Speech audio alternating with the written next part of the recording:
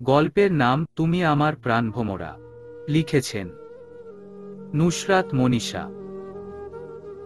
নিজের স্বামীর দ্বিতীয় স্ত্রীকে বরণ করে ঘরে তুলতে হবে।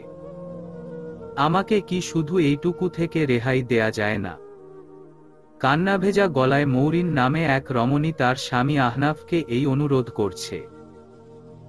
কিন্তু আহনাফ মৌরিনের অশ্রুতে ভিজল না, বরং আগের চেয়ে আরও রুক্ষ কণ্ঠে বলে, তুমি জানো সেটা সম্ভব নয়। এবার মৌরিন নিজের কান্নাকে থামানোর বৃথা চেষ্টা করল, কিন্তু তাতে কোনো লাভ হল না। উল্টো কান্নার গতি বেড়ে গেল। ফুপিয়ে ফুপিয়ে বলল, বেশ, আপনি যখন চাইছেন তবে তাই হোক।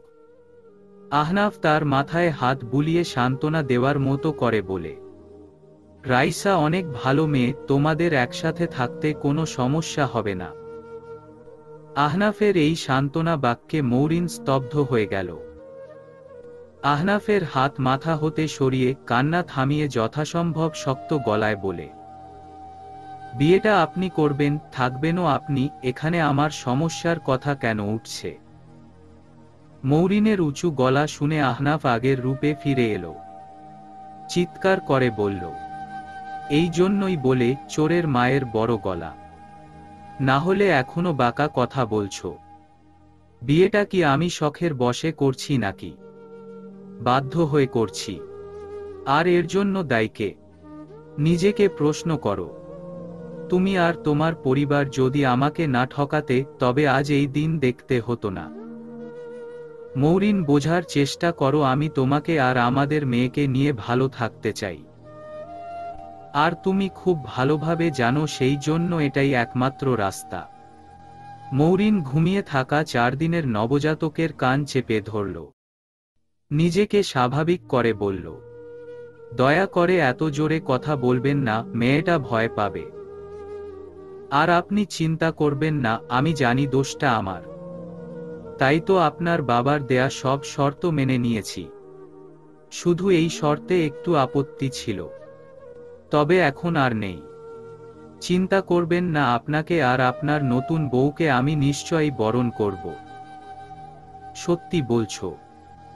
2 বছরে আশা করি আমি এতটুকু বিশ্বাস অর্জন করতে পেরেছি যে আপনি আমার কথায় ভরসা করেন। নিজের মেয়ের কপালে চুমু খেয়ে আহনাফ বিছানা থেকে উঠে দাঁড়ালো। বিশ্বাস, ভরসা এসব ঠকবাজদের মুখে মানায় না। কাজটা করো, প্রমাণ করে দেখাও।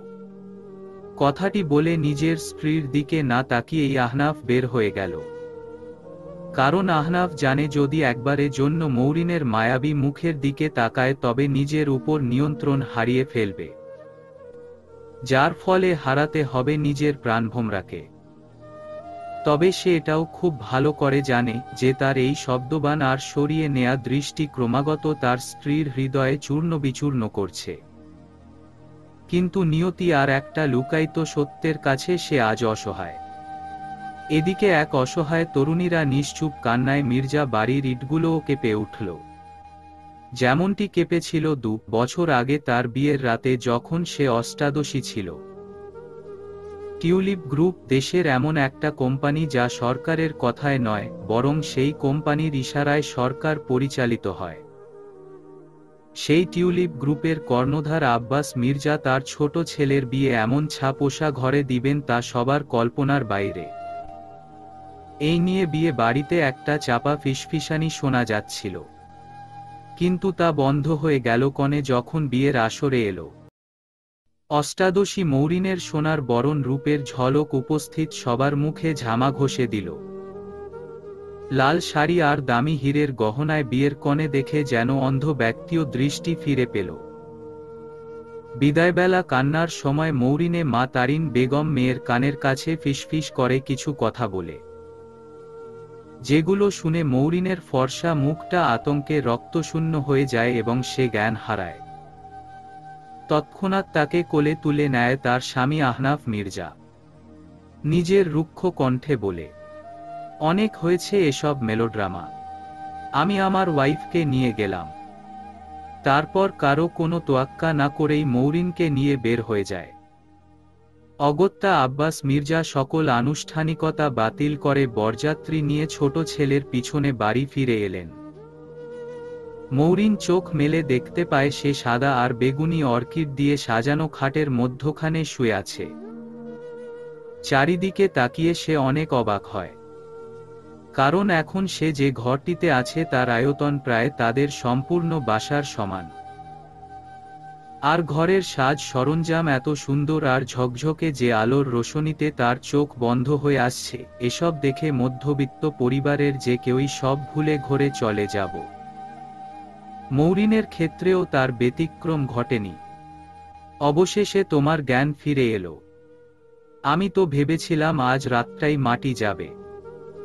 আহনাফের পুরুষালী কণ্ঠ শুনে মৌরিনের গায়ে কাটা দেয়, তার ঘোর কেটে যায়। মৌরিন বুঝতে পারে সামনে থাকা বেরালো চোখা সুদর্শন পুরুষটি তার স্বামী, যাকে সে ইতিপূর্বে শুধুমাত্র বিয়ের আসরে দেখেছে। নিজের স্বামীকে দেখে মৌরিনের অন্তর মন আজানা ভয় কেঁপে উঠল, কারণ সে না চেয়েছিল এত বড় ঘর, না চেয়েছিল এত সুন্দর বর। নিজের প্রেমিকের কথা ভাবছ? আহনাফের এরূপ প্রশ্নের উত্তর দিবে তার আগেই সে আরো কঠিন প্রশ্নের মুখোমুখি হল। তুমি কি প্রেগন্যান্ট? অস্ফুট স্বরে মৌরিনের মুখ হতে একটা কথাই বের হল। মানে?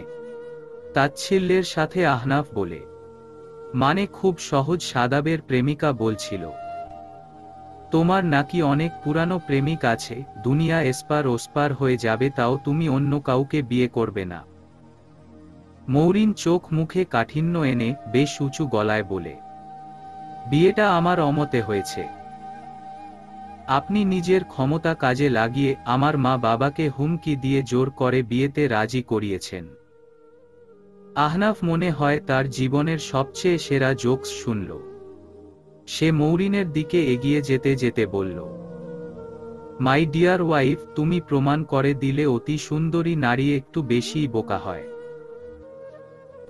একটা কথা মনে রাখবে, জোর শুধু তোমার উপর খাটানো হয়েছে এবং সেটা করেছে তোমার নিজের পরিবার।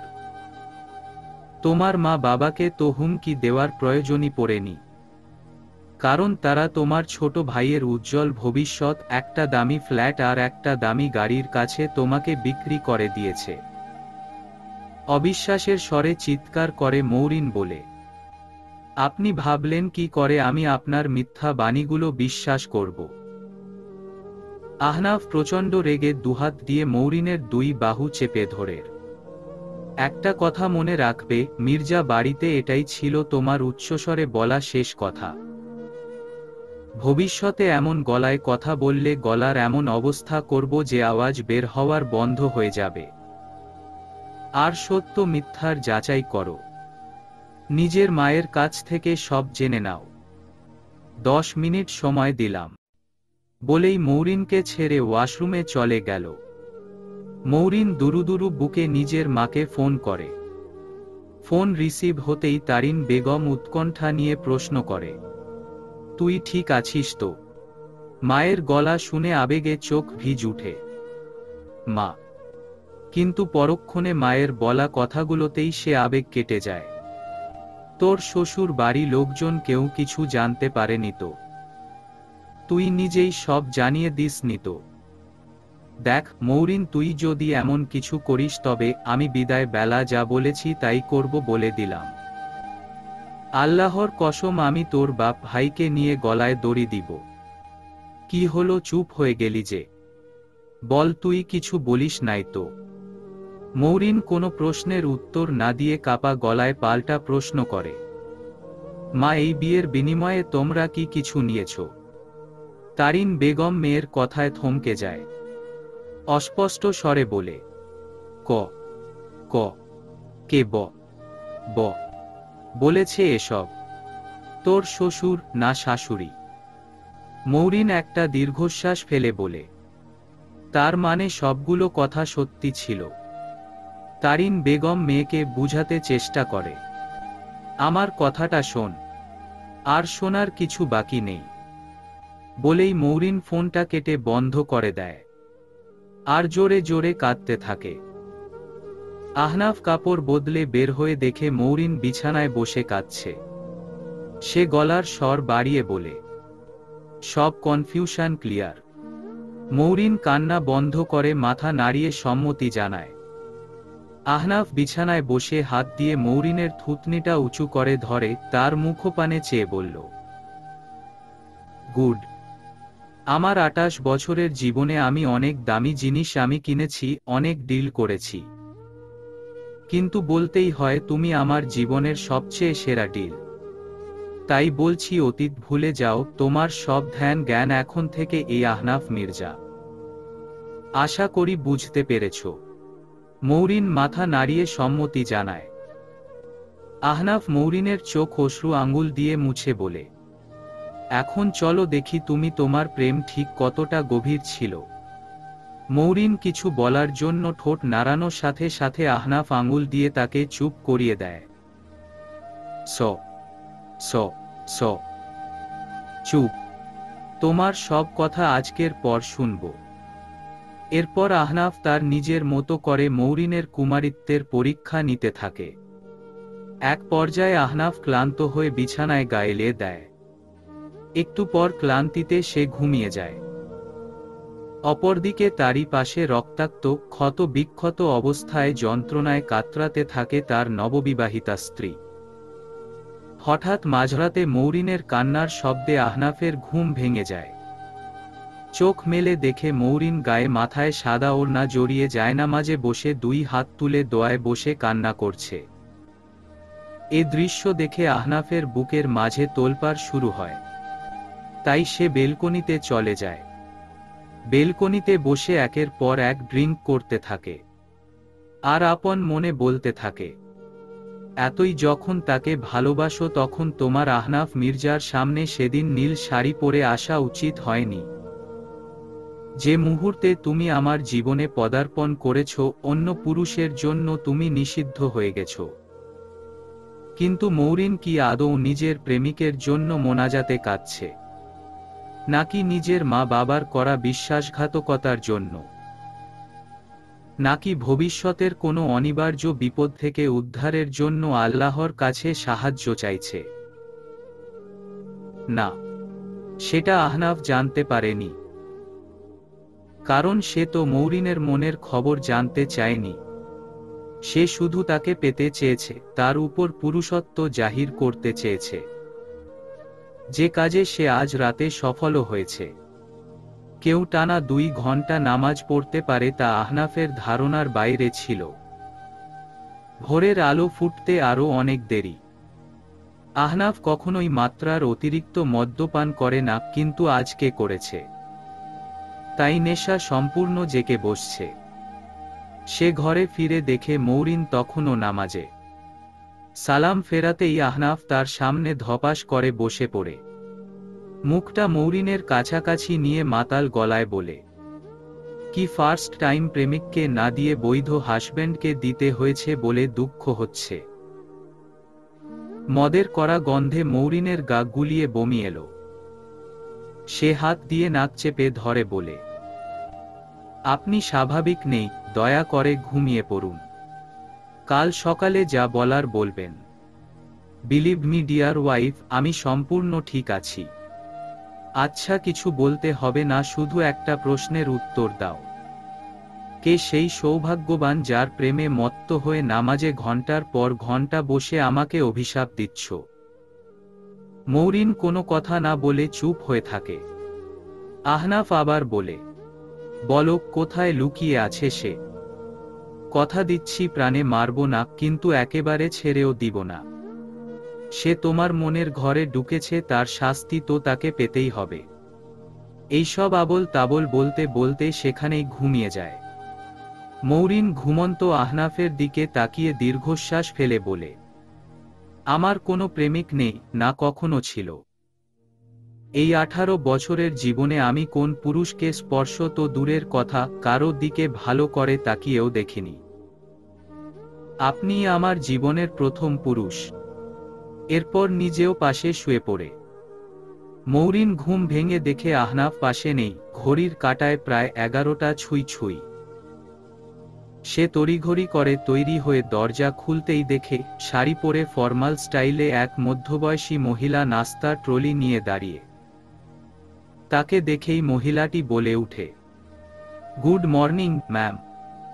বড় ম্যাম আপনার জন্য খাবার পাঠিয়েছেন আর বলেছেন তৈরি হয়ে ওনার ঘরে যেতে। মৌরিন প্রশ্ন করে, আপনি কে? আর বড় ম্যামই বা কে? ম্যাম আমি জেনিফার, এই বাড়ির মেয়ে। আর বড় ম্যাম হলো আপনার শাশুড়ি, মানে আহনাফ স্যারের মা। মৌরিন অবাকের চরম পর্যায়ে পৌঁছে গেল। নীলিমার কাছে মির্জাদের সম্পর্কে শুনে আর আহনাফের রুম দেখে সে বুঝতে পেরেছিল যে তারা কত ধনী, কিন্তু তাই বলে মেয়ে। আর এই মেয়েদের পোশাক আশাক যা দেখছে তাতে তার মনে হচ্ছে তারা অনুষ্ঠান বাড়িতেও এত টিপটপ হয়ে যায় না। ম্যাম, হ্যাঁ। নাস্তা, বলে সে ট্রলিটা ভেতরে দেয়। যাবার সময় বলে, বড় ম্যাম আপনার জন্য অপেক্ষা করছেন। আপনি নাস্তা করে নিন, আমি বাইরে অপেক্ষা করছি।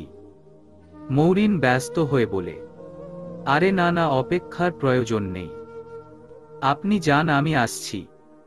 জেনিফার মিষ্টি হেসে বলে, ম্যাম এই বাড়িটা অনেক বড়। আমি এই বাড়িতে আজ 6 বছর ধরে কাজ করছি, তাও মাঝে মধ্যে পথ হারিয়ে ফেলি।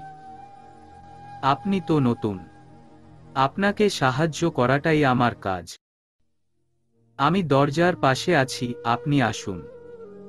মৌরিন দেখল নাস্তার ট্রলিতে অনেক প্রকার খাবারের পাশাপাশি ব্যথার আর জ্বরের ঔষধ। কোনোরকম 2টো বিস্কুট আর পানি খেয়ে 2 পাতা হতে 2টো ওষুধ খেয়ে বের হয়। দরজার কাছে এসে বলে, চলুন। মৌরিনকে দেখে জেনিফার অবাক হয়ে প্রশ্ন করে, ম্যাম আপনি এভাবে যাবেন কেন, কোনো সমস্যা? জেনিফার একটু আমতো আমতা করে বলে, না কোনো সমস্যা নেই, চলুন। ম্যাম আমরা বাদিকের লিফট নিব, এটা আহনাফ স্যার, আর ডান দিকেরটা আহিয়ান স্যার ব্যবহার করেন। বড় ম্যামের রুম 3 তলায়, চলুন। এটা কত তলা বাসা? এক প্রকার অজান্তেই এমন প্রশ্ন করে সে। 3 তলা। মৌরিন ভাবতেও পারে না এই 3 তলা একটা বাড়িতে লিফট আছে, তাও একটা না 2টা। সবচেয়ে বড় কথা, মানুষ দোতলা হতে 3 তলায় যেতে লিফট ব্যবহার কেন করে তাও তার বোধগম্য হল না। ম্যাম আমরা চলে এসেছি, আপনি ভেতরে যান। মৌরিন প্রশ্ন করে, আপনি যাবেন না? জেনিফার হেসে উত্তর দেয়, রুম পরিষ্কার করা আর খাবার দেওয়া ছাড়া মেয়েদের কোনো বেডরুমে যাবার অনুমতি নেই। মৌরিন কথা না বাড়িয়ে ভেতরে চলে গেল। আপনার এখনকার বলা কথাগুলো বিশ্বাস করব নাকি আগের বলা কথাগুলো, মিস নীলিমা? মুখোমুখি চেয়ারে বসে নীলিমাকে প্রশ্ন করে আহনাফ। আমার কোন কথাই আপনাকে বিশ্বাস করতে হবে নাম মিস্টার মির্জা? শুধু নিজের স্ত্রীকে বিশ্বাস করুন, তাহলেই হবে। কফির কাপে চুমুক দিতে দিতে সাদাবের প্রেমিকা নীলিমা কথাটা বলে। আহনাফ রেগে চিৎকার করে উঠে, সব শেষ করে এখন কেন এসব বলতে এসেছেন? ভাবলেশহীন হয়ে নীলিমা বলে, আপনাদের বিয়ের আগে অনেকবার দেখা করতে চেয়েছিলাম, কিন্তু আপনি রাজি হননি। মনে করে দেখুন, সাদাবের মুখে আপনাদের পরিবারের পুরুষদের সম্পর্কে যা শুনেছিলাম তাতে আমার বিশ্বাস ছিল আপনি মৌরিনকে কথা বলার সুযোগ দিবেন না। আমাকে শুধু শুধু দোষ দিবেন না। আর একটা কথা, ভুলেও কখনো আমার উপর চিৎকার করবেন না। আমি আপনার মা কিংবা বাড়ির বউ নই। আহনাফের হঠাৎই মুখটা চুপসে যায়, রাগ জল হয়ে যায়। নরম গলায় প্রশ্ন করে, একটা কথা জানার ছিল। সাদাব আমার আর আমাদের বাড়ি সম্পর্কে আপনাকে যা যা বলেছিল সেগুলো কি আপনি কখনো মৌরিনকে বলেছেন? কপাল কুঁচকে নীলিমা বলে, না বলার কি আছে? আপনি বিয়ের প্রস্তাব দেওয়ার অনেক আগেই সে সব জানে। তাছাড়া আপনাদের 2 ভাইয়ের কীর্তিকলাপ তো আর লুকানো নেই।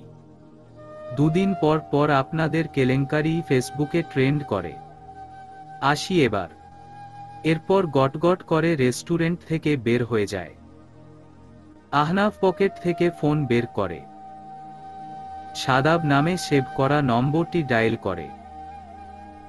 অপর পাশ হতে ফোন রিসিভ হয়। হুম, বল। Bro, do you know you are dating a bitch? অপর পাশে থাকা ব্যক্তির থমথমে কণ্ঠ শোনা যায়। আর তুই কি জানিস, তুই সামনে থাকলে আমার হাতে একটা খুন হয়ে যেতে পারত।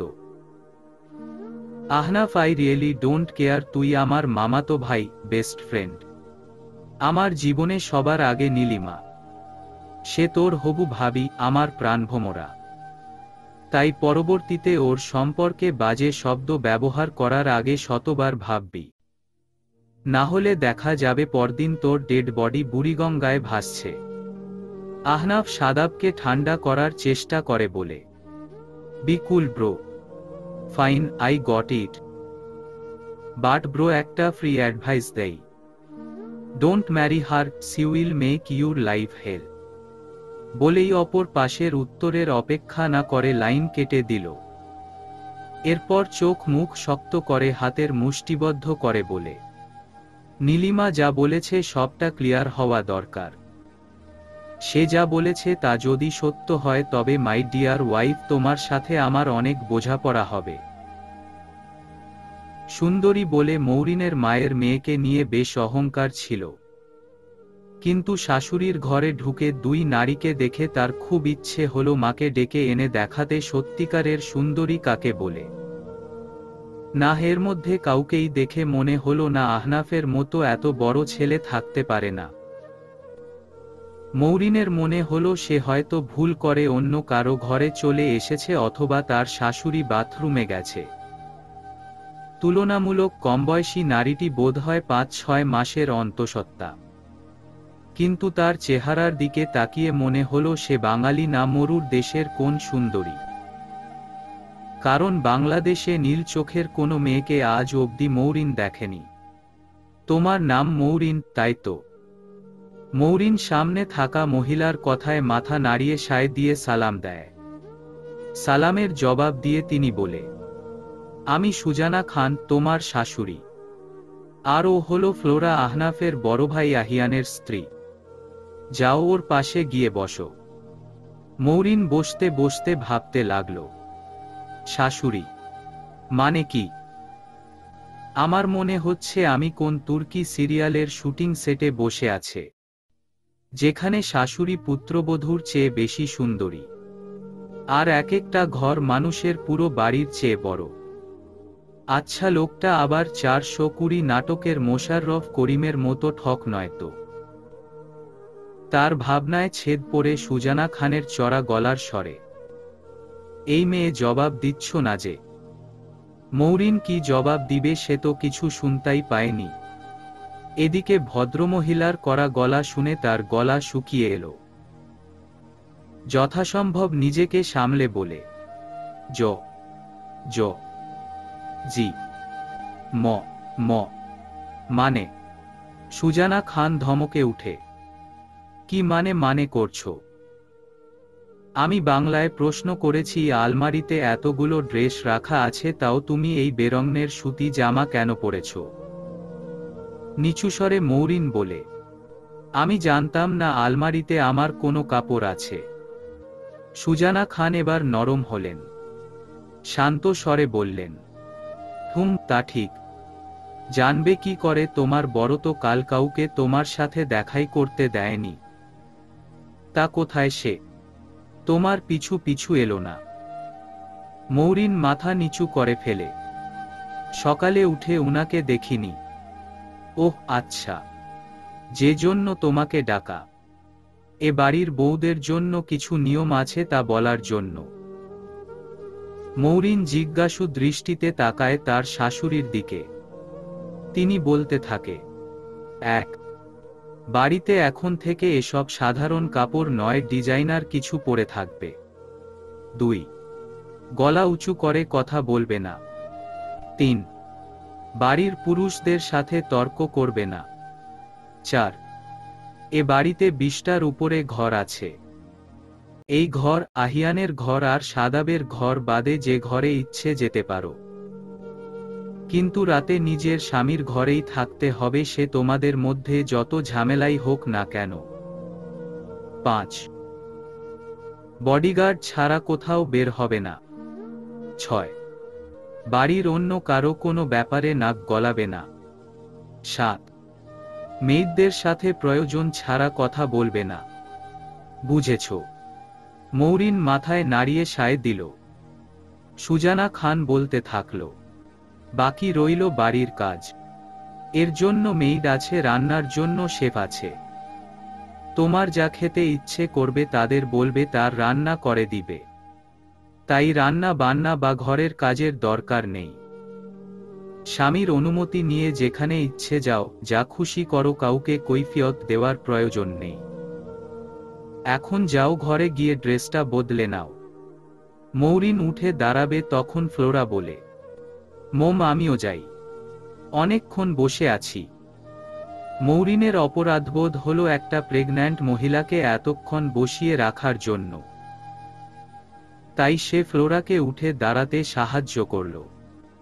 থ্যাঙ্কস, কোনো সমস্যা নেই আপু। তারপর দুইজন ঘর থেকে বের হতে লাগল। দরজার কাছাকাছি পৌঁছে ফ্লোরা দাঁড়িয়ে যেতে দেখে মৌরিন জিজ্ঞেস করে, আপু আপনার কি কোনো সমস্যা হচ্ছে? মম তোমাকে সবচেয়ে ইম্পর্টেন্ট রুলটা বলতে ভুলে গেছে। জিজ্ঞাসু দৃষ্টিতে মৌরিন তাকায়। ফ্লোরা বাঁকা হাসি দিয়ে বলে, নিজের স্বামীকে কখনো ভালোবেসো না, কারণ এ বাড়ির পুরুষরা বিশ্বাসঘাতক হয়। তাই বোন, আমার বড়লোক বাড়িতে বউ হয়ে এসেছো, টাকা নিয়ে যত খুশি আয়েশ করো, কিন্তু নিজের স্বামীর ভালোবাসার ফাঁদে ভুলেও যেন পা দিও না। দিন শেষে ভাঙা হৃদয় নিয়ে এই বাড়িতে ছটফট করবে, না পারবে বাঁচতে, না পারবে মরতে। কথাগুলো শুনে মৌরিনের পৃথিবী থমকে যায়। আর ফ্লোরা শাশুড়ির রুম থেকে বের হয়ে যায়। মৌরিন নিজের রুমে প্রবেশ করতেই আহনাফের প্রশ্নের মুখোমুখি হয়, আমাদের বিয়ে ভাঙতে মিস নীলিমাকে তুমি মিথ্যে বলতে বাধ্য করেছিলে? কোন প্রকার ভনিতা ছাড়াই সে উত্তর দেয়, হ্যাঁ। একটা সত্য গোপন করলে যদি কারো ভালো, তবে তা জায়েজ আছে। মানুষ অন্যের ভালোর জন্য সময়ে মিথ্যা বলে, আর আমি নিজের মেয়ের সুখের জন্য একটা সত্যি লুকাতে পারি না। নিজেকে আমার জায়গায় রেখে প্রশ্নটা করিস। শাশুড়ির ঘর হতে ফেরার পথেই মৌরিনের কাছে তার মায়ের ফোন আসে। যতই হোক নিজের পরিবার, নিজের মা। 18 বছর নিঃস্বার্থভাবে ভালোবেসে গেছে, সুখে দুঃখে পাশে থেকেছে। তাই নিজের মনে একটা দ্বন্দ্ব নিয়েই ফোনটা রিসিভ করল মৌরিন। মা ভালো মন্দ অনেক কথাই জিজ্ঞেস করে, কিন্তু সে চুপ থাকে। শেষ পর্যন্ত একরাশ হতাশা নিয়ে তারিন বেগম এই কথাগুলো বলেন। মায়ের বলা শেষ কথাগুলো মৌরিনের মনে বেশ দাগ কাটে। মেয়ের কাছ থেকে কেন প্রকার জবাব না পেয়ে তারিন বেগম আবার বলা শুরু করে, ঠিক আছে, তুই যখন কথা বলবি না আমিও জোর করব না, প্রয়োজনে তোর সামনেও যাব না। যেদিন আমাদের ক্ষমা করতে পারবি সেদিন বলবো আহনাফের সাথে তোর বিয়ে কেন দিয়েছি। এখন যে জন্য তোকে ফোন করা তা বলি, মনোযোগ দিয়ে শুনিস। মানুষের হায়াত মৌতের কোন ঠিক নেই। যদি কখনো এমন পরিস্থিতি আসে যে আহনাফ আর তোর পাশে নেই, আমি বা তোর বাবা বেঁচে নেই, তোর ভাই তোর দায়িত্ব নিচ্ছে না, তবে কোন হীনন্যতায় ভুগবি না, নিজেকে অসহায় ভাববি না। সবসময় মনে রাখবি তোর নামে একটা ফ্ল্যাট আর অ্যাকাউন্টে প্রায় 1 কোটির বেশি টাকা আছে। তোর শ্বশুর 1 কোটি দিয়েছিল, বাকিটা গাড়ি বিক্রির টাকা, যা দিয়ে ইনশাআল্লাহ তুই ভালো কিছু করতে পারবি। তাতে তোর জীবন কারো সাহায্য ছাড়াই চলে যাবে।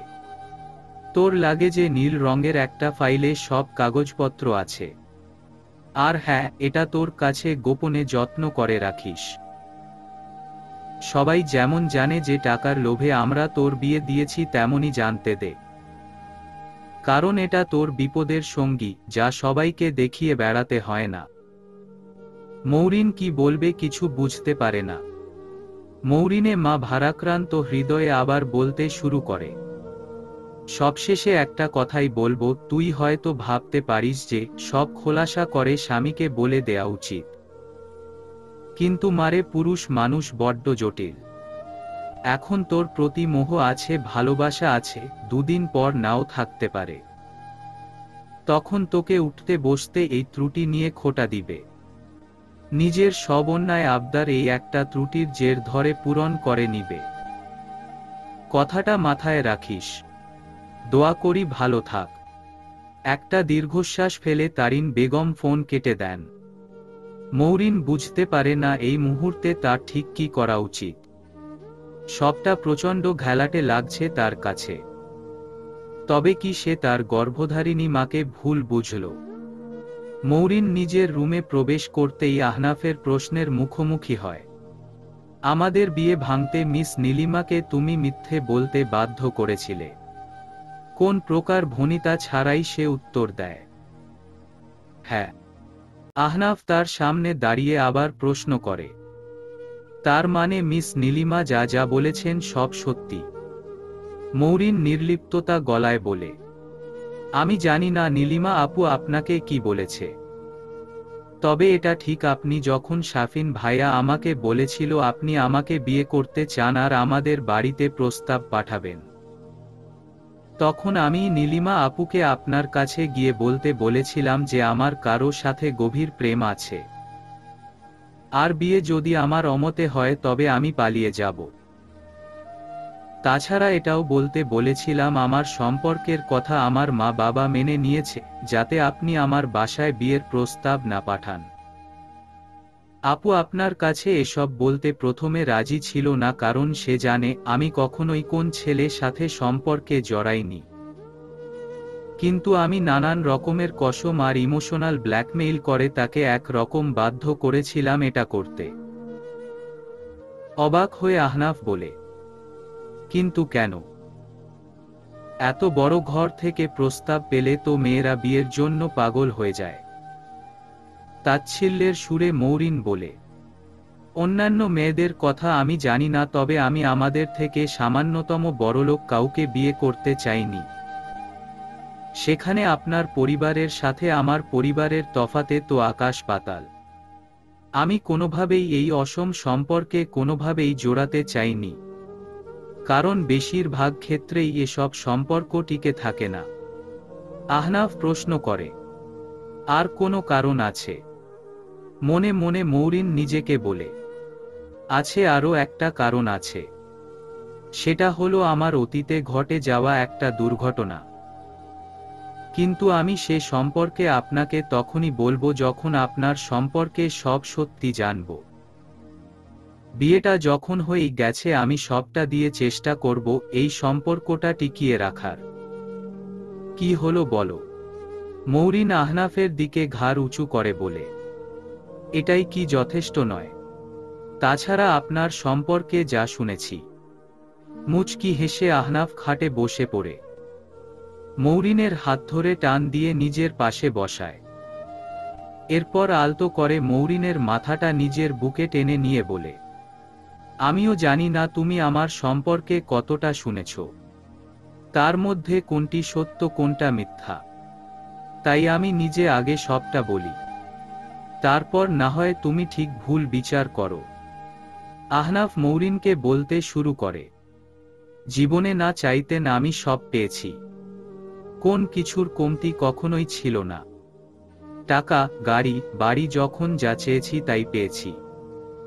এমনকি যে বয়সটা ছেলেরা নারীর শরীর নিয়ে শুধু কল্পনা করেই পার করে দেয়, সেই বয়সে আমি নারীদেহ নিয়ে একরকম খেলা করেছি।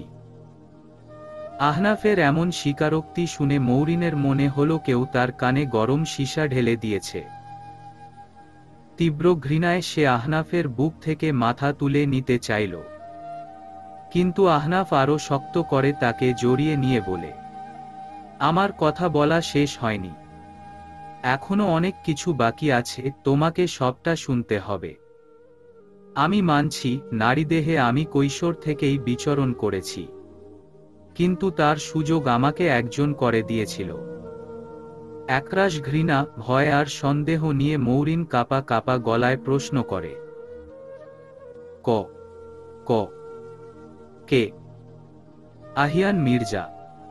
আহনাফের উত্তর শুনে মৌরিনের এ জগৎ সংসারী মিথ্যে বলে মনে হয়। কেউ নিজের ছোট ভাইকে হাতে ধরে এতটা খারাপ পথে নিয়ে যেতে পারে তা মৌরিনের বিশ্বাস করতে কষ্ট হয়। মৌরিনের মুখে অবিশ্বাসের ছাপ দেখে আহনাফ বলে, ঠিক শুনেছ, আমার বড় ভাই আহিয়ান মির্জা। মৌরিন কিছুটা রেগে প্রশ্ন করে, কিন্তু উনি আপনার সাথে এমনটা কেন করলেন? কি শত্রুতা তার নিজের ভাইয়ের সাথে? মৌরিনের এমন রাগ দেখে আহনাফ মৃদু হেসে বলে, ওয়েট, ফুট করে কোন কনক্লেশনে যেও না, আগে সবটা শুনো। কারণ আমরা সবসময় যা দেখি তার পিছনে অজস্র সত্য লুকিয়ে থাকে। যেমন ব্রো এমন কেন করেছে তার পিছনেও রয়েছে। বলো, সেসব শুনতে চাও? মৌরিন মাথা নাড়িয়ে সম্মতি জানায়। আহনাফ বলা শুরু করে, মা বাবা তার সন্তানকে সবসময় বেস্ট দিতে চান। বেস্ট এডুকেশন, বেস্ট এনভায়রনমেন্ট, ব্লা ব্লা ব্লা। কিন্তু বেস্ট দিতে গিয়ে কখন যে ওভারস্ট দিয়ে ফেলে তা তারা নিজেরাই বুঝতে পারে না। তারই পারফেক্ট এক্সাম্পল হলো আমার মম ডেড। তারা আমাদের বেস্ট দেওয়ার জন্য আমাদের তিন ভাইকে লন্ডনে রেখে পোড়ানোর সিদ্ধান্ত নেয়। কিন্তু সাদাবের মা বাবা মৃত থাকায় লন্ডনের ভিসা রিজেক্ট হয়। তাই আমরা দুভাই লন্ডনে যাই। তখন ভাইয়ার বয়স 10 আর আমার 8। নিজের দেশ, নিজের স্কুল, পরিচিত মুখগুলো রেখে লড়াই শুরু হয় সম্পূর্ণ নতুন পরিবেশে নিজেদের মানিয়ে নেওয়ার চেষ্টার। মৌরিন অবাক হয়ে প্রশ্ন করে, আপনার মা বাবা সাথে যাননি? দুই দিকে মাথা নাড়িয়ে নাকচ করে আহনাফ বলে, না, ডেড নিজের বিজনেস ছেড়ে যেতে পারেনি আর মম নিজের সংসার। তবে তারা মাঝে মধ্যে বলতে পারো এভরি উইকেন্ডেই দেখা করতে যেত। কিন্তু তাতে আমাদের দুই ভাইয়ের বিশেষ লাভ হতো না। কারণ সেখানে ডেড ব্যস্ত থাকতো বিজনেস মিটিং নিয়ে আর মমও ব্যস্ত থাকতো ক্লাবিং নিয়ে। তাই আমরা বড় হতে থাকি সেখানকার ন্যানি আর একগাদা মেইডের কাছে। যখন বাড়ির কথা মনে পড়তো আমরা ভীষণ কান্নাকাটি করতাম। ন্যানি ডেডকে ফোন করত, কিন্তু তিনি প্রায় সবসময়ই ব্যস্ত থাকত। তাই কথা বলার সময় হতো না। আর মমকে ফোন দিলে তিনি খানিকটা রেগে গিয়ে বলতেন, ছেলে মানুষ হয়ে এভাবে কাঁদলে কি করে হবে? তোমাদের পাঠিয়েছি ব্রাইট ফিউচারের জন্য, কিন্তু তোমরা যদি এমন করো তবে কি করে হবে? তোমার বাবার বিজনেস এম্পায়ার কে সামলাবে? সবকিছু থাকার পরেও একটা নিঃসঙ্গ শৈশব কাটাতে হয় দুজনকে। তখন মোমের উপর ভীষণ অভিমান হতো। মনে হতো চাইলেই তো তিনি আমাদের নিজের কাছে রাখতে পারত। না হয় নিজে আমাদের কাছে চলে আসতে পারত, না হয় আরো একটু সময় দিতে পারত। নতুন পরিবেশ, নতুন দেশ, নতুন স্কুল। এভাবে বছরের পর বছর চেষ্টা করেও কিছুতেই মানিয়ে নিতে পারছিলাম না। মোমের প্রতি অভিমান, অভিযোগ আর শৈশবে সেই কান্নাগুলো ধীরে ধীরে রাগ আর জেদে পরিণত হতে লাগলো। কিন্তু তাতে আমরা দুই ভাই অনেক বেশি ক্লোজ হতে লাগলাম। তাই তো শৈশব হতে কৈশোরে যেতে যেতে ভাই থেকে বন্ধু হয়ে গেলাম। একটা নিঃশ্বাস ফেলে আবার বলতে শুরু করে, কৈশোরের বয়সটাতে আর মম ডেডকে মিস করতাম না, তখন তারা এলে বিরক্ত লাগতো। কারণ ততদিনে আমরা লন্ডনে অ্যাডজাস্ট করতে শুরু করছি। একটা ফ্রেন্ড সার্কেলও তৈরি হয়ে গেছে। তার সবাই আমাদেরই মতো পরিবার থেকেও একা। আমরা সবাই নিজেদের একাকিত্ব কাটানোর জন্য একটা পথ খুঁজতে থাকলাম। একদিন আমাদের সার্কেলেরই একটা ফ্রেন্ড সেই পথটা দেখিয়ে দিয়েছিল। কৌতূহলী হয়ে মৌরিন জানতে চায়, কি পথ? নির্লিপ্ততা গলায় আহনাফ বলে, ড্রাগস। অস্ফুটস্বরে মৌরিন পুনরাবৃত্তি করে, ড্রাগস। আহনাফ মাথা নাড়িয়ে বলে, ড্রাগস। 13 বছর বয়সে আমি প্রথম ড্রাগস নেওয়া শুরু করি। বিশ্বাস করো, যেই আমি বছরে একবার বাংলাদেশে আসার জন্য পাগল হয়ে যেতাম ড্রাগসের পর, সেই আমার আর নিজের দেশটাকে ভালো লাগতো না, বরং লন্ডনেই ভালো লাগতে শুরু করে। সব একাকিত্ব ভুলে যেতে থাকি, এক অন্য জগতে প্রবেশ করি। ওয়ান মোর থিং, মোমের প্রতি আমার যে লুকিয়ে থাকা চাপা অভিমান ছিল সেটা ধীরে ধীরে ঘৃণায় পরিণত হতে থাকে। একদিন ব্রো বলল he found uh new thing, যার কাছে দুনিয়ার সব নেশা তুচ্ছ। আমি বললাম I also want to try that. তুমি জানতে চাও সেটা কি? মৌরিন মাথা নাড়ায়। একটা দীর্ঘশ্বাস ফেলে আহনাফ বলে, নারী দেহ। 15 বছর বয়সে আমি প্রথম নারীদেহের গন্ধ গভীরে অনুভবের সুযোগ পাই। মেয়েটা ব্রো গার্লফ্রেন্ড ছিল। একটা গুচির সানগ্লাসের জন্য আমাকে এন্টারটেইন করতে রাজি হয়ে যায়। ইউরোপের ফ্রি মিক্সিং কালচারের দরুন আমার কখনোই মেয়ের অভাব হয়নি। কেউ আমার হ্যান্ডসাম ফেস দেখে এসেছে, কেউ বা টাকার বিনিময়ে। তবে আমার সাথে বেড শেয়ার করা বেশিরভাগ মেয়েই ছিল আমার ফ্রেন্ড, আমার মতো নিঃসঙ্গ রিচকি, যারা আমার মতোই ক্ষণিকের আনন্দের জন্য নেশা করত, বেড শেয়ার করত। বলতে পারো তখন থেকেই নারীদের ভোগ্যপণ্য বলে মনে করতে শুরু করি। কিন্তু আমার 17 বছর বয়সে এসবে বাধা পড়ে। মৌরিন চুপ থাকা দেখে আহনাফ বুঝতে পারে সে বিমর্ষ হয়ে গেছে। আহনাফ পুনরায় বলে, সাদাবের আগমনে সব পাল্টে যায়। ও ল পড়তে লন্ডনে আসে। আমাদের দুই ভাইয়ের উশৃঙ্খল জীবন সম্পর্কে মোম ডেডকে জানায়। মেয়েদের বিষয় কিংবা টাকা উড়ানোর ব্যাপারে তাদের কোনো মাথাব্যথা না থাকলেও ড্রাগস নিয়ে তারা চিন্তায় পড়ে যায়। ফলস্বরূপ আমরা দুভাই চলে যাই রিহ্যাবে।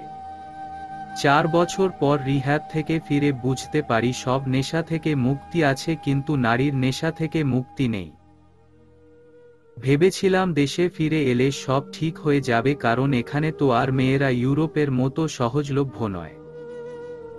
তাই স্টাডি কমপ্লিট করে দেশে ফিরে এলাম, কিন্তু আমার ধারণা ভুল প্রমাণ হলো। কারণ হাই সোসাইটির ভেতরকার সত্যটা সব দেশে একই। তাই তো গত কয়েক বছরে বিভিন্ন মেয়ের সাথে আমার আর ব্রো এর বিভিন্ন নিউজ ফেসবুক আর মিডিয়াতে এসেছে। এই হলো আমার অতীত। সবটা শুনে মৌরিনের মাথাটা ঝিম ধরে। একটা মুসলিম মধ্যবিত্ত পরিবারের মেয়ে হিসেবে সে ভাবতেই পারে না এসব কিছু বাস্তবেও ঘটা সম্ভব। কিন্তু ফ্লোরার বলা কথাগুলো মাথায় আসতেই সে আহনাফকে প্রশ্ন করে, আর ফ্লোরা আপু? আহনাফের মুখটা রক্তশূন্য হয়ে যায়। কারণ ফ্লোরা সম্পর্কে সব কিছু জানলে মৌরিন কখনোই তাকে ভালোবাসতে কিংবা বিশ্বাস করতে চাইবে না। মৌরিন বুঝতে পারে আহনাফের অবস্থা। সে আবার বলে, আজকে আপনার ভাবি আমাকে বলেছেন আপনাকে ভালো না বাসতে। এমন কিছু কি আছে যার জন্য উনি আমাকে সাবধান করেছেন? আহনাফ মৌরিনের চোখে চোখ রেখে বলে, আমার সম্পর্কে সব তোমাকে বলেছি, কিছু বাদ নেই। নিজের মনের এমনও গোপন কথা তোমাকে বলেছি যা ব্রো আর সাদাবকেও বলিনি। হ্যাঁ, আমি হয়তো জানি ভাবি তোমাকে কেন সাবধান করেছেন, তবে সেটা কেবলমাত্র আমার একটা ধারণা মাত্র। যেহেতু ভাবি সাবধান করেছেন তাই এক্সাক্ট রিজনটা তিনিই বলতে পারবেন। তোমাকে একটা কথা বলি, তুমি আমি ছাড়াই বাড়িতে আরও 5 জন সদস্য আছে। প্রত্যেকের আলাদা একটা স্টোরি আছে। কেউ যদি নিজে থেকে তার সম্পর্কে কিছু বলে তবেই তুমি জানবে। আমি কিছু বলবে না, কারণ ওদের গল্পটা ওরাই সম্পূর্ণ বলতে পারবে। আমি বললে হয়তো কিছু সত্য গোপন থাকবে কিংবা কিছু মিথ্যা যুক্ত থাকবে। তাছাড়া আমি নিজেও সবটা জানি না। তার মানে আপনি বলবেন না? না, কারো পার্সোনাল কথা অন্য কাউকে জানাবো আমি তেমন নই। ওহ, বুঝেছি। নিশ্চয়ই এমন কিছু আছে যার জন্য আমাদের বিয়ের সম্পর্কটা নষ্ট হয়ে যেতে পারে। না, আমি তা বলিনি। তাহলে ফ্লোরা আপুর নাম নেওয়া মাত্র আপনার চেহারার বং কেন উবে গেল? আহনাফ মুচকি হেসে বলে, না, তুমি একেবারে বোকাও না। আমার ভয় পাওয়ার একটা কারণ আছে, কিন্তু আমি তোমাকে তা সময় হলে বলবো। যদি তার আগে জানার ইচ্ছে হলে তুমি ভাবির কাছ থেকে জেনে নিও। বিরক্ত হয়ে মৌরিন বলে, আমাকে কি ফ্লোরা আপু বিয়ে করে এ বাড়িতে নিয়ে এসেছে? যেখানে আপনি বলতে চাইছেন না সেখানে উনি তো জাকগে বাদ দিন। তাছাড়া উনাকে তো আমি ভালো করে চিনিও না, বিশ্বাস করব কিভাবে যদি মিথ্যা বলে? আহনাফ মৌরিনকে আশ্বস্ত করে, মনে হয় না মিথ্যা বলবে। বিশ্বাস করতে পারো, কারণ ভাবি মানুষ হিসেবে খুব ভালো। ভ্রুকুচকে মৌরিন বলে, তাই নাকি? নিজের ভাবির খুব প্রশংসা করছেন দেখছি। তবে কি তার সাথেও আপনি? কিন্তু মৌরিনের কথা শেষ করার আগেই তার কপালে ছোট একটা টোকা দিয়ে বলে, সে আমার ভাবি। আর যাই হোক, আহনাফ মির্জা সম্পর্কের মান দিতে জানে। দেবর ভাবির সম্পর্ককে কুলসিত করব তেমন কুরুচি আমার নেই।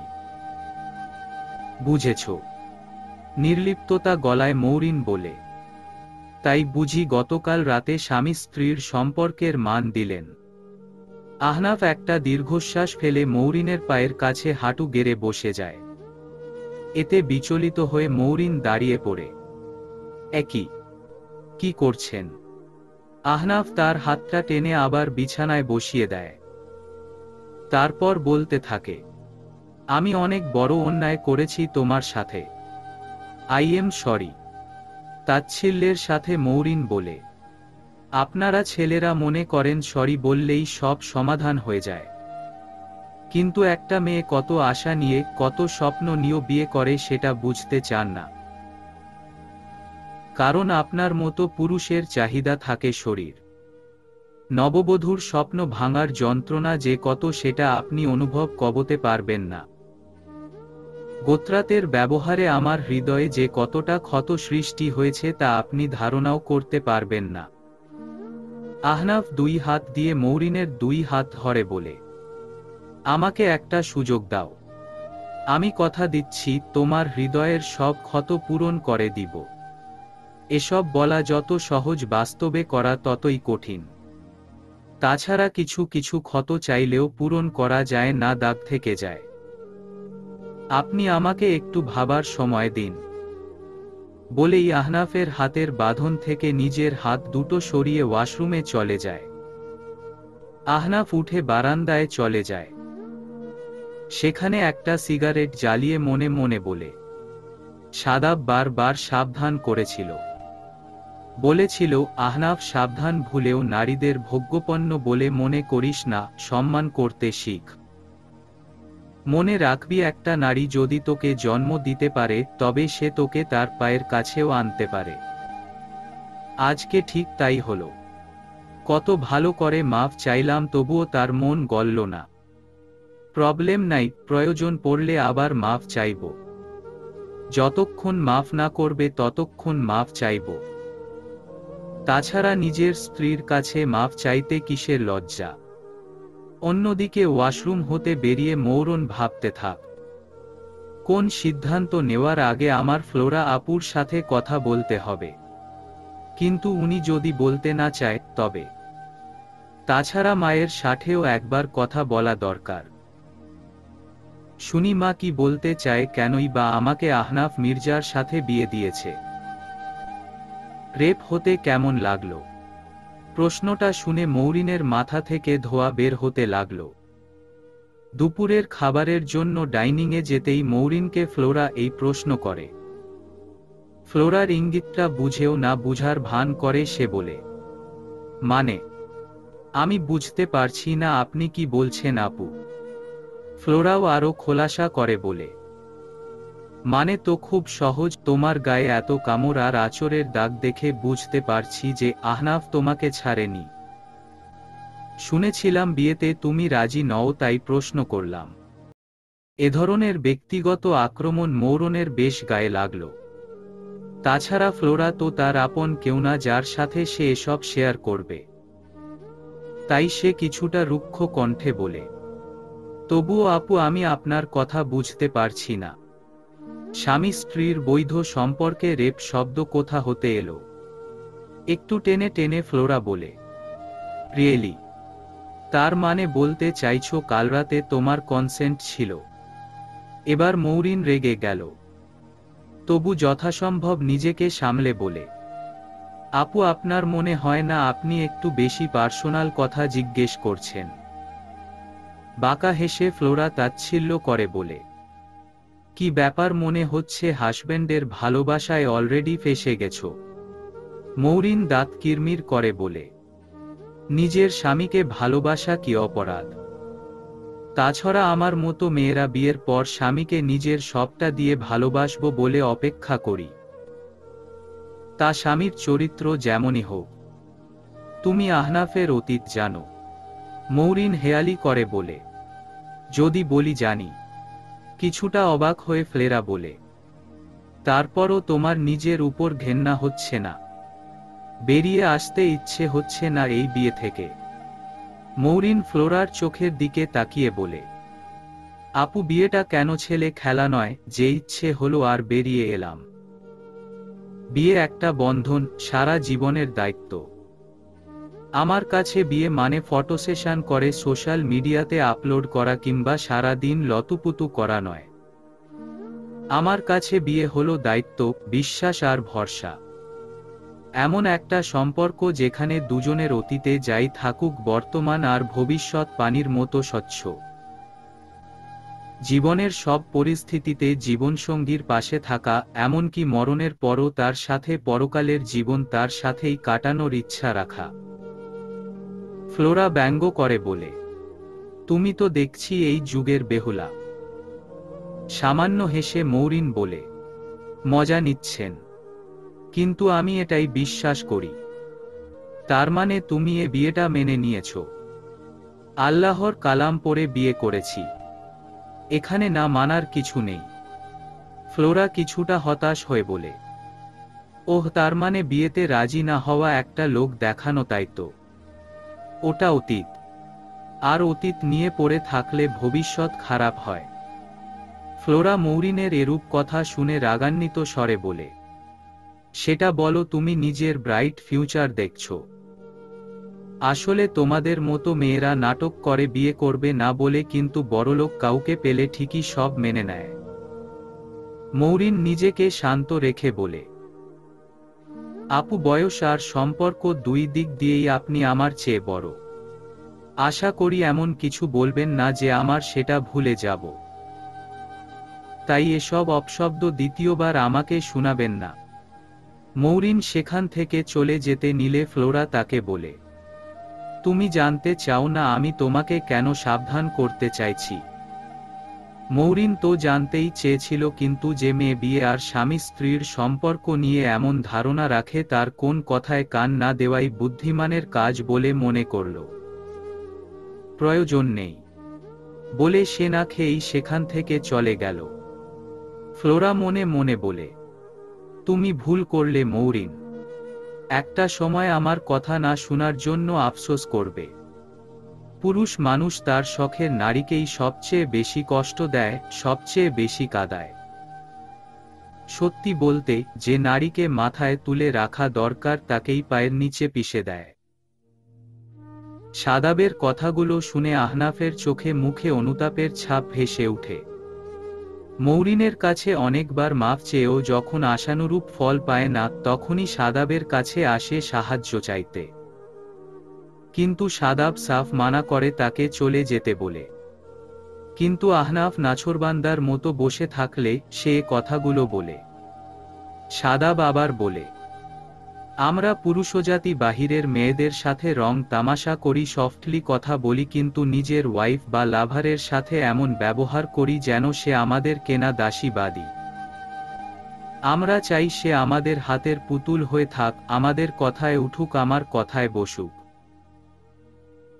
নারীদের যে একটা ইচ্ছে আছে, চাওয়া আছে, তার মূল্যায়ন কোনোদিনই পুরুষজাতি করে না। আমি ভেবেছিলাম তুই অন্তত তোর ভাইয়ের মতো আমার ভরসা নষ্ট করবি না। আহনাফ অনুতাপের স্বরে বলে, সরি ইয়ার, বলছি তো ভুল হয়ে গেছে, আর হবে না। কিন্তু সাদাবের মন গলে না। কি গ্যারান্টি আছে? তোরা দুই ভাই হলি কুত্তার লেজ, জীবনে সোজা হয় না। আহিয়ান ভাইয়ের সময় যে ভুল করেছি তোর সময় একই ভুল করব না। জানিস আমি এখন ফ্লোরা ভাবির দিকে তাকাতে পারি না। আমি বারবার বলেছিলাম তোকে, মেয়েটা ইনোসেন্ট। তুই এমন কিছু করিস না যাতে আমার নিজেকে অপরাধী মনে হয়। সত্যি বলতে তোকে নিজের বার্থডেতে ইনভাইট করা আমার ভুল ছিল। আহনাফ জোর গলায় বলে, বলছি তো ভুল হয়ে গেছে। ঠিক আছে তুই বল, তুই কি গ্যারান্টি চাস? লিখে দিব। তাচ্ছিল্যের সাথে সাদাব বলে, শোন, আমি টিউলিপ গ্রুপ এর লিগ্যাল টিমের ডাইরেক্টর। কোন টিনেজার নই, তাই আমার সাথে অন্তত এসব ভাওতাবাজি করিস না। লাভ নাই। তুই ভালো করেই জানিস মানুষের মন বিশ্বাস ভরসা নিয়ে কোন আইন নেই। অসহায় ভঙ্গিতে আহনাফ বলে, তাহলে কি করব আমি? আমি তো সব ভালোই চেয়েছিলাম। জীবনে প্রথম কাউকে দেখে মায়ার বাঁধনে আটকে যেতে চেয়েছিলাম, সংসারী হতে চেয়েছিলাম। কিন্তু সব তোর লাভার নষ্ট করে দিল। সাদাব আহনাফকে সাবধান করে বলে, নীলিমাকে এসবের মধ্যে টানবি না। ও মৌরিনের কথা রাখতেই সে তোকে ওসব বলতে গিয়েছিল। তাছাড়া কোন বোনই তোর মতো এমন চরিত্রের মানুষের হাতে তার ছোট বোনকে তুলে দিতে চাইবে না। সাদাবের কথায় আহনাফ ফোন কাটে। কারেকশন, চাচাতো বোন। সাদাব আবার বলে, হলেও সে তাকে নিজের বোনের চেয়ে বেশি ভালোবাসে। শুধু ওর চাচির লোভের জন্য বিয়েটা হয়েছে। উনি নীলিমাকে বিয়ের 2 দিন আগে থেকে ঘরে বন্দি করে রেখেছিল, না হলে তো সে পালানোর ব্যবস্থা সব করেই রেখেছিল। তোর গার্লফ্রেন্ড আসলেই একটা। রেগে কিছু একটা বলতে গিয়ে আহনাফ চুপ হয়ে যায়। তারপর আবার বলে, বাদ দে। তারে কিছু বললেই তো তোর গায়ে ফসকা পড়বে। আমাকে মারতে আসবি। জানিস মাঝে মধ্যে মনে হয় তোর লাভার না, বরং তুই অন্ধ। সাদাব চিৎকার করে উঠে, Ahnaf, how dare you! Ahnaf বুঝতে পারে নীলিমার অন্ধত্ব নিয়ে খোঁচা দিয়ে সে কত বড় ভুল করেছে। সরি, আমি ওভাবে বলতে চাইনি। একই স্বরে সাদাব বলে, গেট লস্ট। আহনাফ তাকে থামানোর চেষ্টা করে বলে, শোন তো, ঠিক আছে তুই থাক, আমি গেলাম। তাছাড়া তোদের এই বাড়িতে আর যাই থাকুক ঘরের অভাব নেই।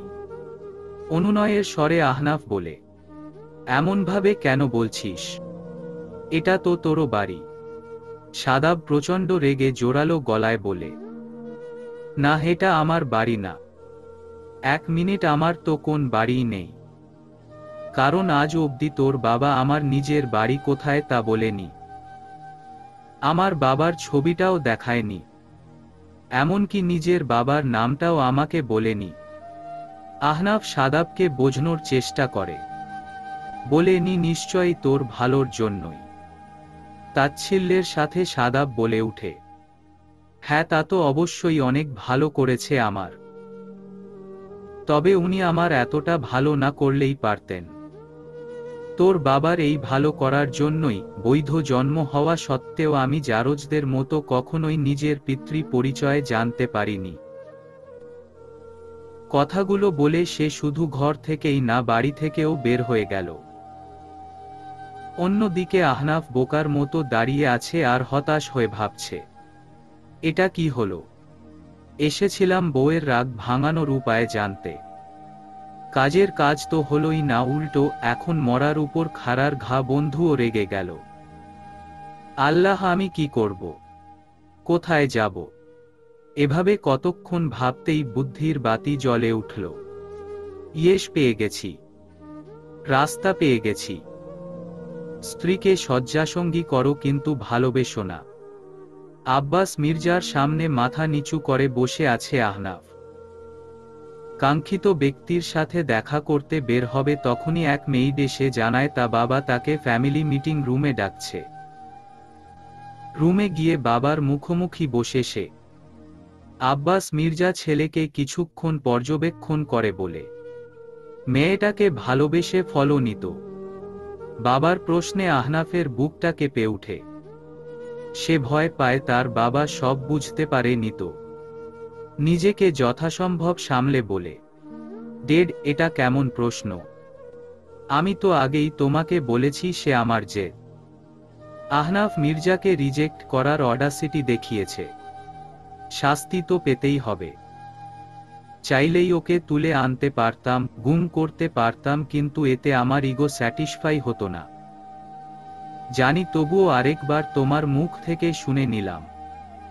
কিন্তু তুমি কি জানো আমি কেন তোমার এই বিয়েতে রাজি হয়েছি? মাথা দুই পাশে নাড়িয়ে না করে আহনাফ। আব্বাস মির্জা আবার বলে, মধ্যবিত্ত ফ্যামিলির সুন্দরী মেয়ে। এই ধরনের মেয়েরা সংসারী হয় আর প্যারেন্টিংয়েও ভালো। ন্যানির কাছে তোমরা দুই ভাই যে নিঃসঙ্গতা নিয়ে বড় হয়েছ, আমি চাই না আমাদের নেক্সট জেনারেশন একই কষ্ট ভোগ করুক। মনে রাখবে, তোমার ওয়াইফকে বোঝানোর দায়িত্ব তোমার। তাকে এমনভাবে ট্রেইন করবে যাতে সে খুব ভালো করে বুঝতে পারে মির্জা বাড়িতে তার কাজ হলো তোমাকে এন্টারটেইন করা, বাচ্চা জন্ম দেওয়া আর তাদের বড় করা। Got it? মাথা ঝাঁকিয়ে আহনাফ বলে, ইয়েস ডেড। খুশি হয় আব্বাস মির্জা। গুড। নিজের ভাইকে দেখে শেখো, তার মতো হও। হুম।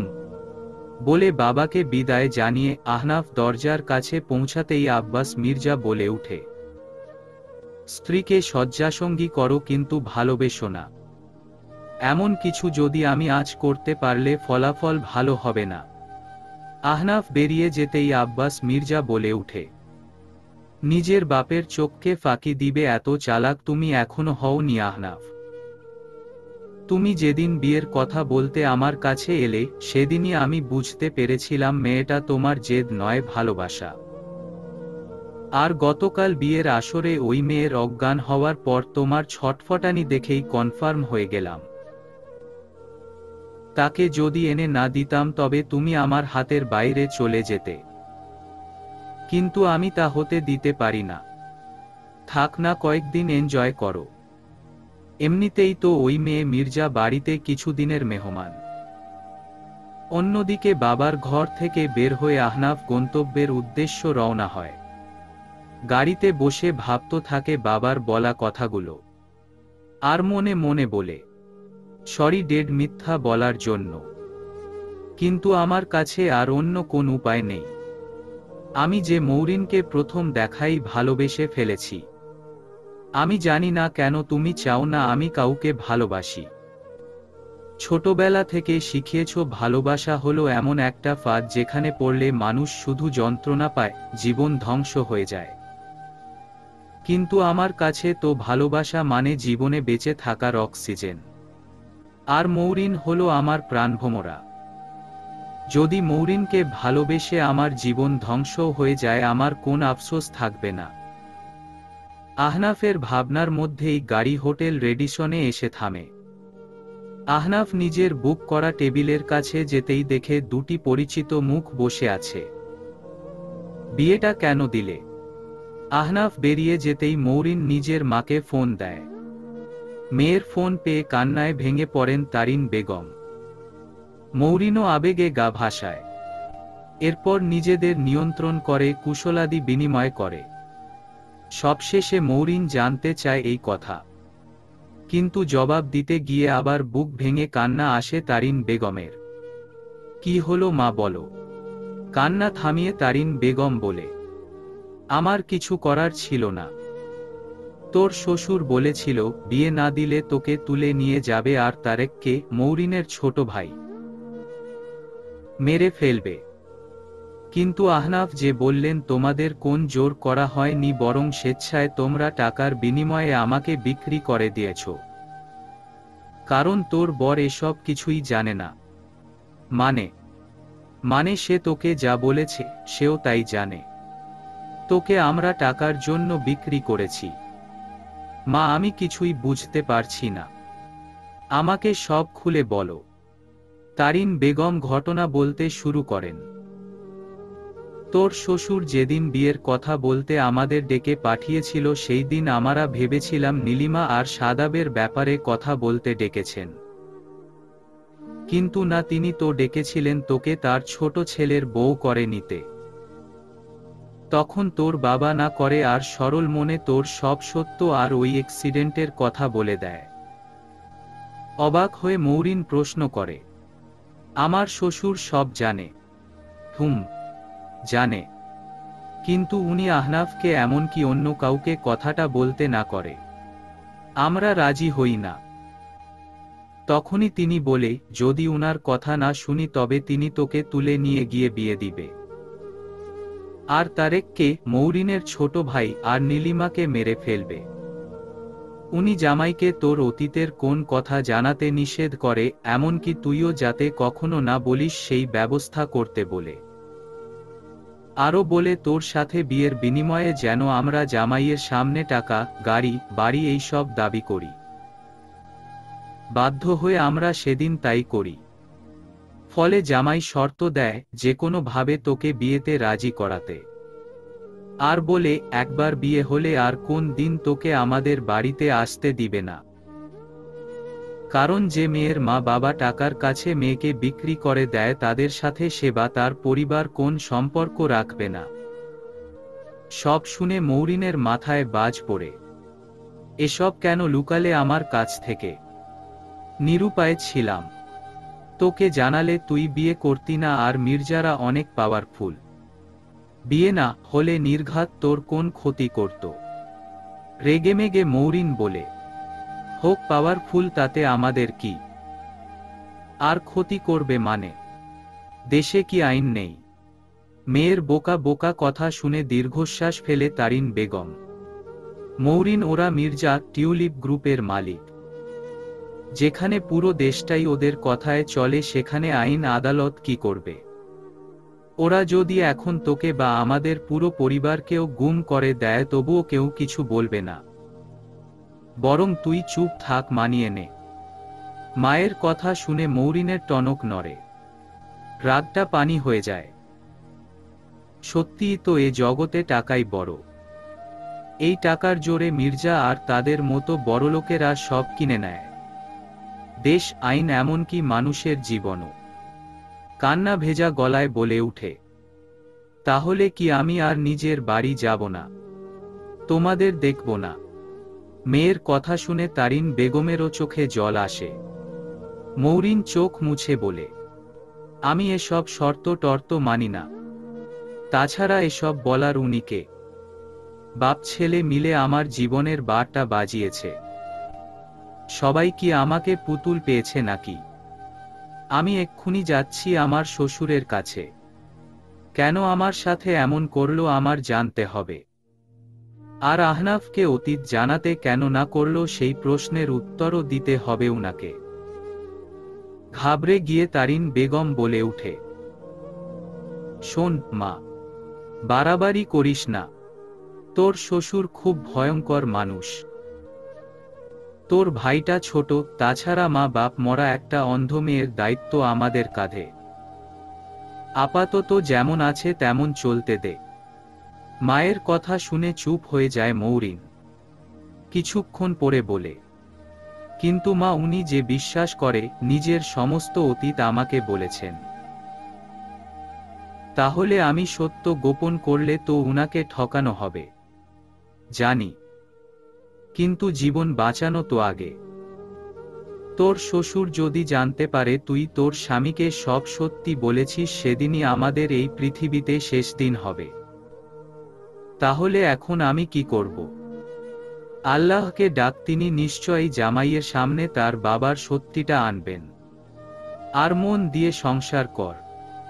নিজের বরকে ভালোবাসায় ভরিয়ে দে, আঁচলে বেঁধে রাখো, যাতে কখনো যদি তোর ত্রুটির কথা তার সামনে আসে তবুও যেন তোকে না ছাড়তে পারে।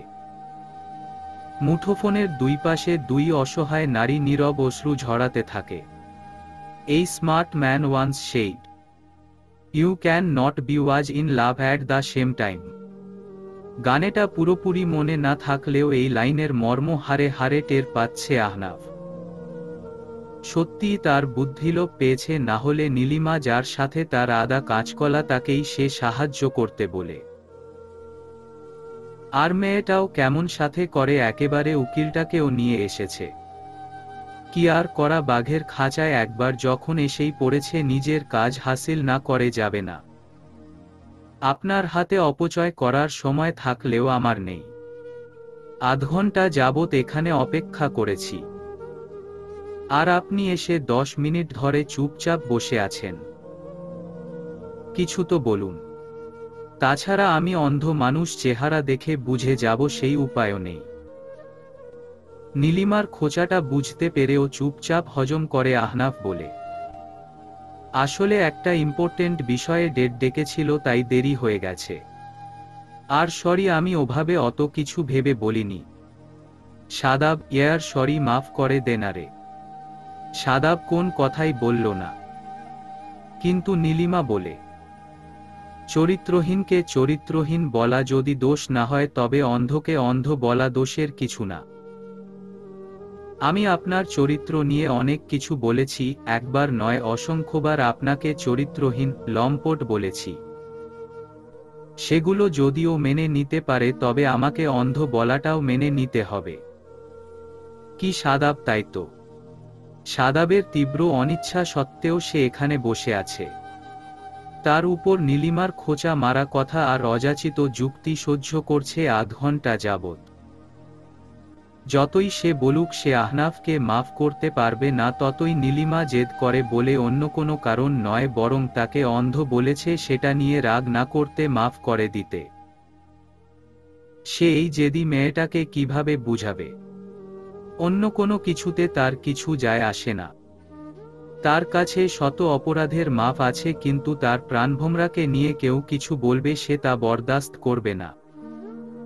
সেজন্য সেও নীলিমার কথার বাঁকা জবাব দেয়, তুমি বলেছ যখন তাই হবে হয়তো। শাদাব প্লিজ। বিরক্ত হয়ে শাদাব বলে, শোন নীলিমা, তুমি আসতে বলেছ, এসেছি, ব্যাস, এর বেশি আর কিছু না। পরিস্থিতি বেসামাল হয়ে যাচ্ছে দেখে আহনাফ শাদাবের হাত ধরে বলে, ভাই মাফ করে দে না। গড প্রমিস কোনো দিন নীলিমা ভাবিকে নিয়ে কিছু বলবো না। আহনাফের কথা শুনে শাদাব আর নীলিমা দুজনেরই মুখ হা হয়ে গেল। শাদাব নিজের হাতে চিমটি কেটে দেখে সে স্বপ্ন দেখছে না তো। কি বললি তুই, আরেকবার বল। আহনাফ নিজের বলা কথাটি পুনরায় বলতেই নীলিমা আঁতকে উঠে, মিস্টার মির্জা, আমি আপনার ভাবি কবে হলাম? বারে, আপনি আমার ভাইয়ের হবু বউ, আর ভাইয়ের বউকে ভাবি বলতেই হয় নাকি আমার আলা ভোলা ভাইটারে ছেকা দেওয়ার ইচ্ছা আছে? আহনাফের এসব কথা শুনে নীলিমার মুখটা অসহায় হয়ে গেল। আর শাদাব বহু কষ্টে নিজের হাসি চাপিয়ে রাখে। ছোটবেলা থেকেই ছেলেটা এমন, মানুষকে বশ করার মন্ত্র জানে। কেউ তার উপর রাগ করে থাকতেই পারে না, কোন না কোনোভাবে সামনের মানুষের রাগ ভাঙিয়ে দেয়। হয়েছে হয়েছে, আর তেল মারতে হবে না, যা মাফ করে দিলাম, কিন্তু এবারই শেষ। আহনাফ শাদাবের দিকে তাকিয়ে বোকা একটা হাসি দি বলে, তাহলে এবার হেল্প কর। আহিয়ান নিজের রুমে প্রবেশ করে, সরাসরি ওয়াশরুমে চলে যায়। কিছুক্ষণ পর বের হয়ে আবার ডিভানে বসে পড়ে অফিসের ফাইলপত্র নিয়ে। তখন ফ্লোরা বেলকনি হতে নিজের পার্সিয়ান সাদা বেড়ালটাকে কোলে করে ভেতরে আসে। বেড়ালটা আহিয়ানকে দেখেই ফ্লোরারা কোল থেকে নেমে দৌড়ে তার কোলে যায়। ফ্লোরা একটা একটু জোর করেই আহিয়ানের কাছ থেকে বেড়ালটাকে নেয়। অবুঝ প্রাণীটা শুধু ছটফট করতে থাকে ছাড়া পাবার জন্য। সেও বুঝতে পারছে না সে কি হলো এদের। যারা একে অপরের সাথে আঠার মতো লেগে থাকত, কেন আজ তাদের মধ্যে এত দূরত্ব? আহিয়ান ভ্রুক্ষেপহীন ভাবে নিজের কাজ করতে থাকে। ফ্লোরা বিছানায় বসে রেগে বলতে থাকে, কুটুস, তুই আজকাল বড্ড অবাধ্য হয়ে গেছিস। কতবার বলবো যার তার কোলে চড়বি না। এরপর এমন করলে এত দূরে রেখে আসবো যে আর কোন দিন বাসায় আসতে পারবি না, নিজের ভাইকেও দেখতে পারবি না। একটু পর আবার কুটুসের গসয়ে হাত বুলায়। জানিস আজকাল দুষ্টটা একটু বেশিই লাথি দেয়, দেখবি এই যে এইখানে, বলে পেটের উপর বেড়ালের একটা পাঞ্জা রাখে আর চোখে আহিয়ানের দিকে তাকায়। কিন্তু আহিয়ানকে নিজের কাজে মগ্ন থাকতে দেখে শুধু দুফোঁটা অশ্রু ঝরায়, আর নিজেকে ধিক্কার জানায় এই পাষাণ মানুষটাকে ভালোবাসার জন্য। সুজানা খান একটা 40 লক্ষ টাকার চেক নিয়ে আসে আব্বাস মির্জার কাছে সই করার জন্য। চেক সই করতে করতে বলে, আবার কেন, গতকালই তো 25 লক্ষ টাকা নিলে। সো হোয়াট, আপনি কি হিসাব চাইছেন মিস্টার মির্জা? আব্বাস মির্জা কিছু বলবে তার আগেই সুজানা খান আবারও বলে উঠল, চাইলেও আমি দিতে বাধ্য নই। মনে হচ্ছে আমাদের বিয়ের কন্ডিশনটা এত বছর পর আবারও মনে করিয়ে দিতে হবে তোমাকে। আপনার আর আমার বিয়েটা গিভ অ্যান্ড টেক। আপনার বেড ফেলো হওয়ার পরিবর্তে আমার জীবনের সকল চাহিদা পূরণ করবেন, এটাই ছিল শর্ত। আহত স্বরে আব্বাস মির্জা বলে উঠলেন, আমাদের বিয়েটা কি এত বছর শুধু এই কন্ডিশনের জন্যই টিকে আছে? আর কিছু নেই এর মাঝে? চেকটা হাতে নিয়ে সুজানা খান বলল, আছে তো, আপনার দেওয়া প্রতি মুহূর্তের যন্ত্রণা। আব্বাস মির্জা তার হাতটা চেপে ধরে বলে, আমি যদি আমার ভুল শুধরে নেই আর তাকে মুক্তি দেই? তার ছেলের সাথে সুজানা বলল, মিস্টার মির্জা, আপনি যা করেছেন তাকে গুনাহ বলে, ভুল না। আর গুনাহ শোধরানো যায় না। আর তার মুক্তি আল্লাহ যেদিন রেখেছেন সেই দিনই হবে। আপনি চাইলেও হবে না, না চাইলেও হবে না। এরপর আব্বাস মির্জাকে কোনো কথা বলার সুযোগ না দিয়েই চলে গেল সুজানা খান। আব্বাস মির্জা সেই দিকেই তাকিয়ে রয়েছেন আর বলতে লাগলেন, এই মহিলা এখনো আগের মতোই রয়ে গেছে, ভাঙবে তবুও মচকাবে না। আজকাল খুব বেশি বুলি ফুটছে তার মুখে। এত বছরের ভয় ধীরে ধীরে কমে যাচ্ছে। ভেবেছিলাম একটু মিষ্টি মিষ্টি কথা বলে সমাধান করতে পারবো, কিন্তু না, কিছুই হলো না। আমার খুব জলদি কিছু একটা করতে হবে, না হলে পরে পস্তাতে হবে। এখন মনে হয়েছে আমি যন্ত্রণা দেই তাকে। যদি কখনো সুজানা খানের এমন মনে হয়, তখন সব কিছুর বদলা নেবে সে। তা না হলে আমাকে নির্বংশ করে ছাড়বে। কথায় আছে, নারীর প্রতিশোধ খুবই ভয়ঙ্কর। চলবে।